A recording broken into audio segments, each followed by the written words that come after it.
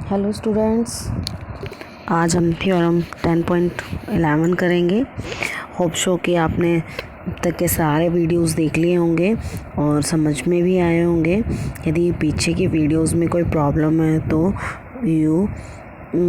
आप आराम से पूछ सकते हो ग्रुप में मैसेज करके। ओके, अब हम थ्योरम 10.11 करेंगे चैप्टर सर्किल की। Prove that the sum of opposite angle of a quadrilateral is supplementary. Supplementary का मतलब तो सभी जानते हैं, क्या होता है 180 डिग्री, मतलब जिनके ऑपोजिट एंगल, जिन किसी भी सर्किल के अंदर यदि एक क्वाड्रिलेटरल बनता है तो एक क्वाड्रिलेटरल बनता है तो उसके एक क्वाड्रिलेटरल बनता है तो उसके ऑपोजिट एंगल का जो सम होता है वो 180 होता है। ये हमें बताना है। यदि ये A है, ये B है और ये C है और ये D है तो A plus C is equals to 180 degree angle C। ठीक है, इसी तरीके से एंगल B और angle B plus angle D is equals to 180 degree. ठीक है, इस तरीके से हमें बताना है। अब बता देते हैं हमें क्या गिवन है। प्रूव दैट द से बोल रहा है ऑपोजिट एंगल इक्वल, एक साइक्लिक क्वाड्रिलेटरल है, एक साइक्लिक क्वाड्रिलेटरल। साइक्लिक क्वाड्रिलेटरल का मतलब ये होता है कि सर्कल के ऊपर सर्कल में ही एक क्वाड्रिलेटरल बना है, उसी को साइक्लिक क्वाड्रिलेटरल बोलते हैं। जो जितने भी पॉइंट्स हैं उसके क्वाड्रिलेटरल के, जितने भी वर्टेक्स, चारों वर्टेक्सेस उसके सर्कल के ऊपर है, इसीलिए उसको साइक्लिक क्वाड्रिलेटरल बोला गया है। तो अब हम कंस्ट्रक्शन करते हैं। कंस्ट्रक्शन में हमने क्या किया है, A से C तक और B से D तक इसको ज्वाइन कर लिया है। एक अपनी सुविधा के लिए हमें ज़्यादा बड़ा नाम ना लेना पड़े, इस तरीके से कि A O B या एंगल ACB, इस तरीके से नाम ना लेना पड़े। हम इन एंगल का नाम दे देते हैं एक छोटे रूप में, जिनका नाम दिया है हमने 1 2 3 4 5 6 7 8 9 नहीं है यहाँ पे, 7 8 है, 7 ठीक है, 7 और 8 है। ठीक, अब बात करते हैं प्रूफ की। हमें पता है, हमें क्या पता है, हमें पता है सेम सेगमेंट पे बनने वाले जो एंगल हैं वो इक्वल होते हैं। सेम सेगमेंट पे बनने वाले एंगल इक्वल होते हैं। सेम सेगमेंट कौन सी, हमने कहा D एक सेम सेगमेंट है, इस पे एक एंगल ये बना है और दूसरा एंगल ये बना है, तो एंगल 1 किसके इक्वल है, एंगल 2 के। ठीक, इसी तरीके से एंगल 1 इक्वल है एंगल 2 के। अब एंगल हमने लिया है ये वाला सेगमेंट, इसमें बताया है ये वाला ट्रायंगल, ठीक है, और कौन सा 8, ये वाला ट्रायंगल, ये इक्वल है, ये वाला एंगल इस वाला एंगल के इक्वल है। ठीक है, और दूसरा कलर लेते हैं। इसके लिए हम बताएंगे, हमने ये वाला सेगमेंट ले लिया, ये वाला सेगमेंट ले लिया, अब हमने AB सेगमेंट लेना है। AB सेगमेंट लिया है तो ये वाला एंगल इस वाला एंगल के इक्वल होगा, यानी कि एंगल 3 इक्वल हो जाएगा एंगल 7 के। ये एंगल 7 है और ये एंगल 8 है। ठीक है, एंगल 2 ओके। एक और बच्चा है, कौन सा, ये वाली साइड बची है, तो यहाँ पे बताया है ये वाला एंगल 6 किसके इक्वल होगा, एंगल 4 के इक्वल होगा। ठीक है, एक बार दोबारा से देख लीजिए। ये एक सर्कल है, ठीक, इस पर ये 4 पॉइंट है जो इस सर्कल को टच कर रहे हैं। ठीक, तो हमने एक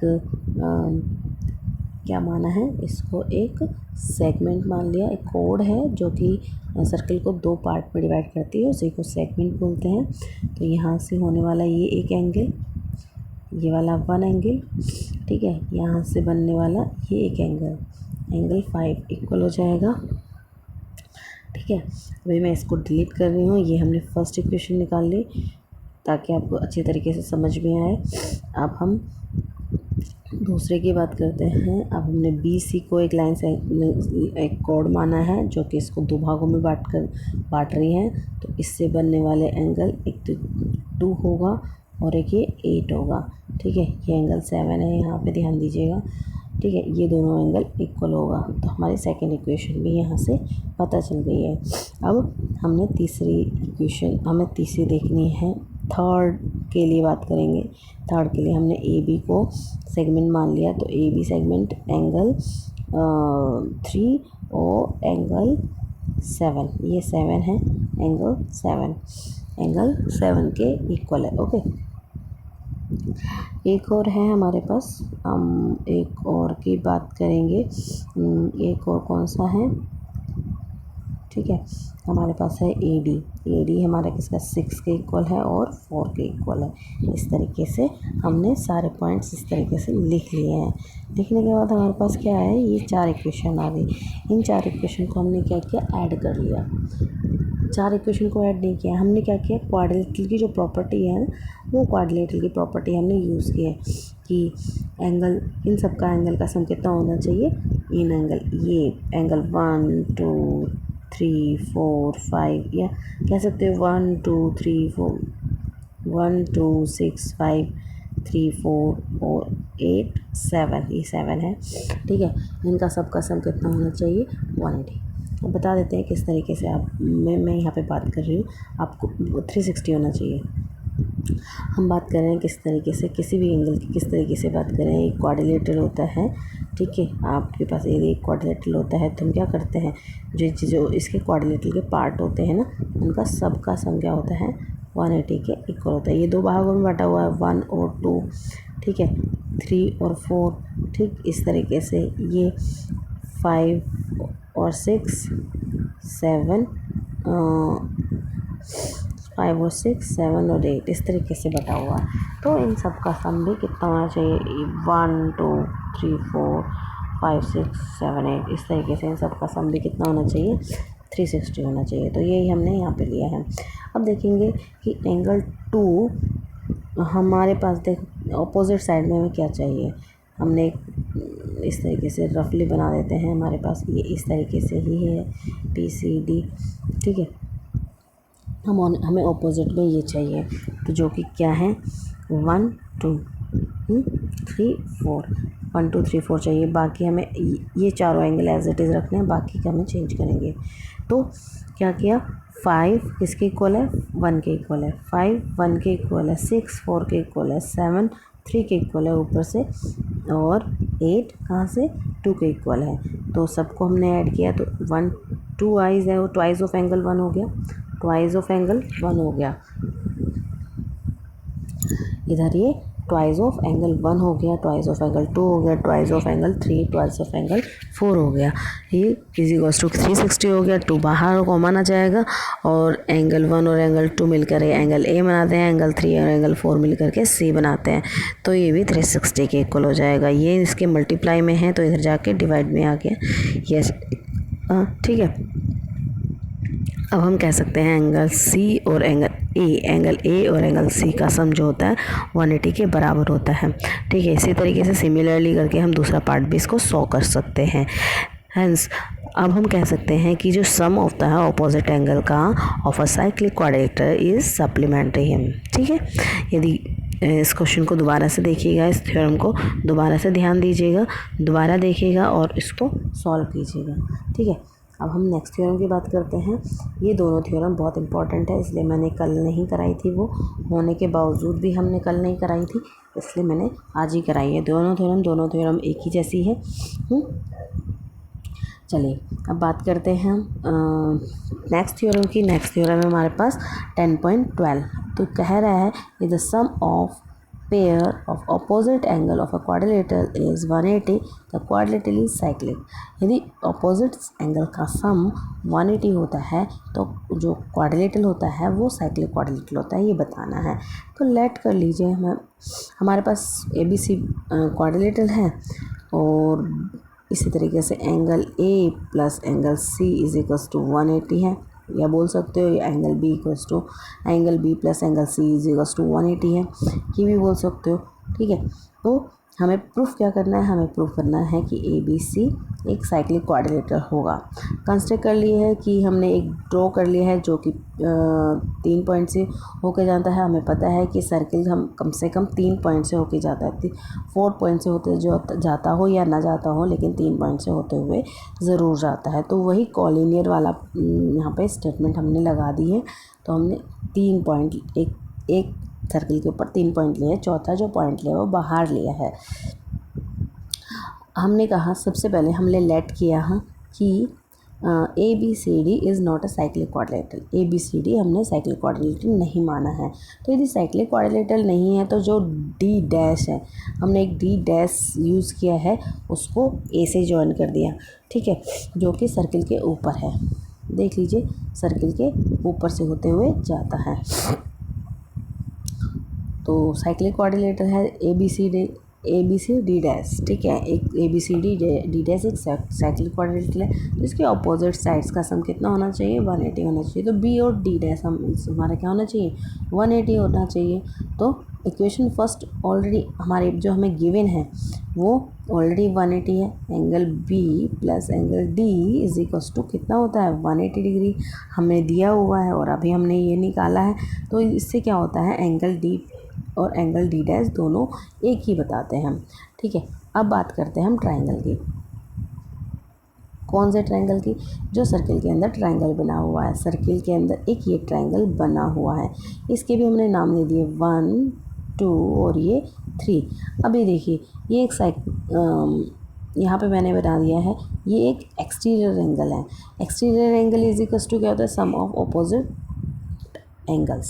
सम ऑफ अपोजिट एंगल कौन सा लिया है हमने, डी डैश ए या DAD डैश, इस तरीके से हमने एक ट्रायंगल ले लिया। ठीक है, लेकिन एंगल किसकी बात कर रहे थे, एंगल D डैश की। एंगल 1 तो एंगल 3 के इक्वल है। एंगल 1 तो यानी कि एंगल D डैश तो एंगल D के इक्वल है। अभी देख के आए ना, angle D is equal to angle D dash. तो कौन से वाला एंगल D डैश बोल रहे हैं, कौन सा एंगल D डैश है, D इक्वल है एंगल D डैश के। एंगल D इक्वल है एंगल D डैश के। तो ये D डैश एंगल है, ये D एंगल है, तो जो कि नाम दिया हुआ है हमने एंगल 1 और 3। तो 1 इक्वल्स टू 3 के हो जाएगा यहाँ से। ठीक है, तो हमारे पास एक पॉइंट आ गया angle 2 equals to 0। Angle 2 equals to 0। अब बताइए ज़रा, एंगल 0 कौन से लाइन पे बनता है, यहाँ से यदि कोई एंगल नहीं बनेगा, यानी कि ये लाइन इसी के ऊपर होगी तो इसके ऊपर कोई एंगल नहीं बनेगा। सेम इसी तरीके से यहाँ से यदि इन दोनों के बीच में कोई एंगल नहीं बन रहा है, 0 एंगल बन रहा है, तो यानी कि ये वाली लाइन इसके अंदर मर्ज है, ये वाली लाइन। ठीक है, AD लाइन ना, AD डैश के अंदर क्या है, मर्ज है। तो क्या कह रहा है वो ये कह रहा है कि D और D डैश कॉन्साइड है। D और D डैश क्या है, कॉन्साइड है, मतलब एक ही साथ है। तो जो हमारा अजम्पशन था वो रॉन्ग था। तो क्या कहता है कि A point D point, sorry यहाँ पे आएगा D point, D lies on a circle ABCD is a cyclic quadrilateral. D क्या होता है, D सर्किल के ऊपर लाई कर रहा है। इसी तरीके से हम बोल सकते हैं कि D सर्किल के ऊपर लाई कर रहा है, इसीलिए क्या है, ये साइक्लिक क्वाड्रिलेटरल है। ओके, दोनों थ्योरम, आई होप कि दोनों थ्योरम आपको समझ में आई हो। ठीक है, अब थ्योरम्स को ठीक से समझेंगे और उसे अपने आप करने की कोशिश करेंगे। यदि आप अपने हाथ से निकाल लेते हो थ्योरम्स को तो बहुत अच्छा होगा। यदि कोई प्रॉब्लम आती है तो आप पूछ सकते हो, या 1-2 बार आपको थ्योरम को दोबारा से देखनी होगी। ठीक है, चलो अब एक्सरसाइज की बात करते हैं। एक्सरसाइज में आपके पास है क्वेश्चन, ये क्वेश्चन में क्या कह रहा है, figure A B C, figure हमें गिवन है A B C are 3 points on a circle with centre O such that B O C is equals to 30 and A O B is equals to 60 degree है। If D is any point on a circle other than the arc A B C R के अलावा कोई दूसरा angle है D, कोई दूसरा point है D, तो हमें बताना है A D C, angle A D C हमें फाइंड करना है। तो देख लीजिए, यदि हम ए सी को एक आर्क बना दें, ठीक है, आपको ये दिया हुआ है 60, ये दिया हुआ है 80, तो ये पूरा एंगल कितना हो जाएगा ए डी हो जाएगा 90, ठीक है। और यदि हम इसे आर्क मान ले तो आपने अभी पढ़ा है कि सेंटर पर बनने वाला एंगल आर्क पर बनने वाले एंगल का क्या होता है, ट्वाइस होता है, ठीक है। तो एंगल ए और सी इज इक्वल टू हो जाएगा हाफ ऑफ एंगल, क्या नाम दिया था यहाँ, डी, ए डी सी के, ठीक है। नहीं, क्या होगा, ट्वाइस होगा, सेंटर पर बनने वाला तो ट्वाइस होता है ना एंगल ए डी सी का, लेकिन ए डी सी तो हमें निकालना है, ये तो ऑलरेडी दे रखा है 90 डिग्री, ए डी सी हमें निकालना है, तो twice of A D C, तो ए डी सी कितना हो जाएगा, ए डी सी जो हो जाएगा वो 90/2 हो जाएगा, कितना 45, ठीक, 45 डिग्री आ जाएगा। यहाँ पे यही लिखा है मैंने, और कुछ नहीं है इसके अंदर, ये आ जाएगा आपका 45। ये जो है ये पूरी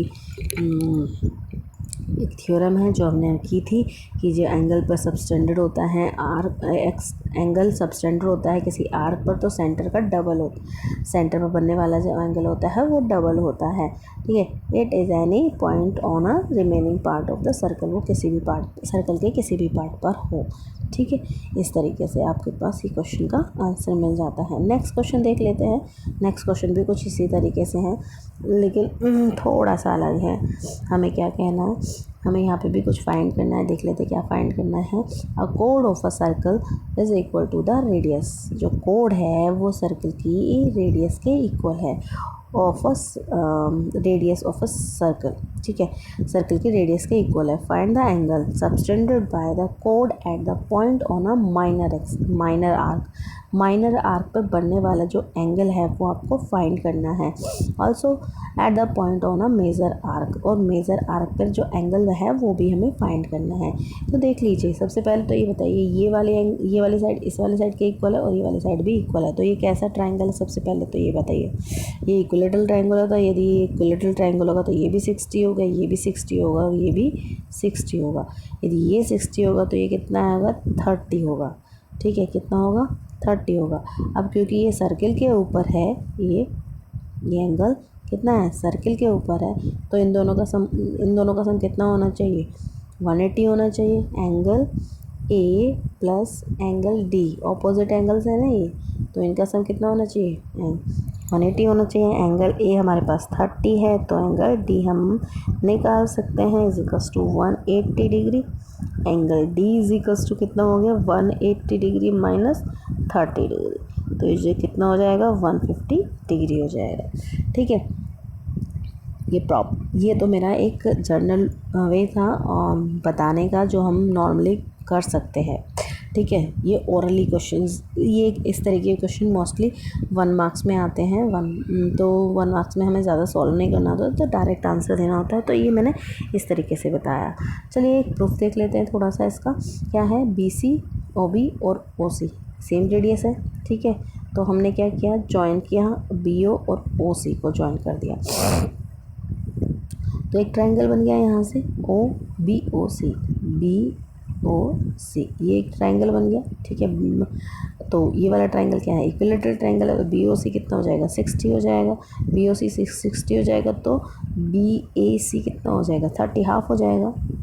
BOC कितना हो जाएगा, हाफ हो जाएगा, ये होगी हाफ, ठीक है।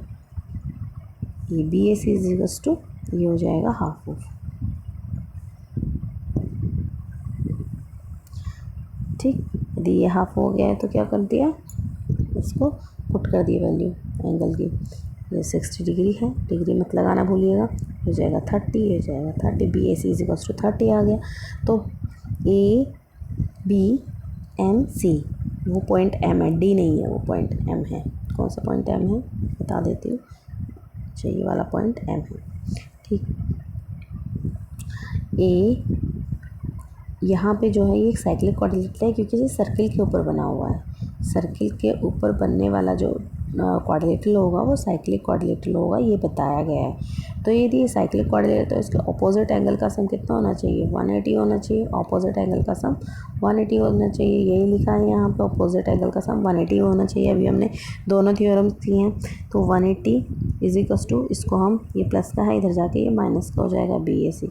बी ए सी की वैल्यू भी निकाली है, कितनी निकाली है? 30 डिग्री निकाली है। तो इसमें से माइनस करेंगे तो एंगल बी एम सी कितना आ गया? ये आ गया 150 डिग्री। ठीक है, आज की वीडियो यहीं पे ख़त्म करते हैं। नेक्स्ट जो आपके पास 2-3 ये मैंने फर्स्ट और सेकंड क्वेश्चन किया है, थर्ड फोर्थ फिफ्थ क्वेश्चन को अपने आप ट्राई कीजिएगा, डेफिनेटली हो जाएगा यदि आपने सारी थ्योरम्स अच्छे से की है और ये दोनों क्वेश्चन अच्छे से समझे हैं, तो आपका वो दोनों क्वेश्चन, वो सारे क्वेश्चंस भी बहुत आसानी से हो जाएंगे।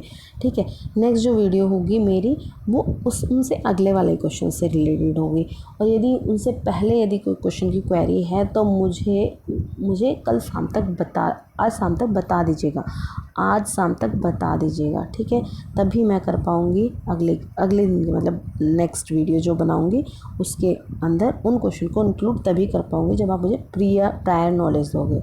ठीक है, इसी तरीके से हम सारे क्वेश्चंस कर लेंगे और हमारे क्वेश्चंस कंप्लीट हो जाएंगे। एक्सरसाइज के कुछ क्वेश्चंस आप करेंगे, कुछ क्वेश्चन मैं कराऊंगी, और जो मैं क्वेश्चन कराऊंगी उन्हें अच्छे तरीके से आपको समझना है और समझ के उसको सॉल्व भी करना है। ओके, चलिए, थैंक यू।